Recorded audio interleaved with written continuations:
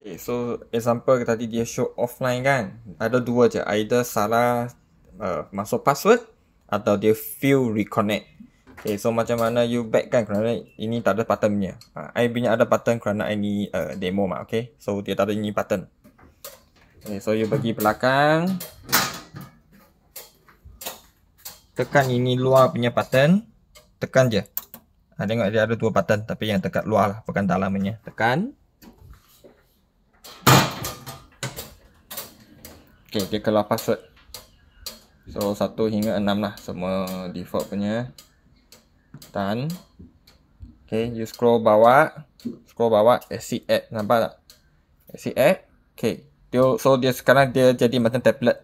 Okay, you tekan setting. Wi-Fi. Okay, you tengok lah. Kalau dia ada connect tak. Kalau tak ada, you masuk password lah. Macam biasa kita link Wi-Fi punya tablet. Okay, sudah link. You on off machine je.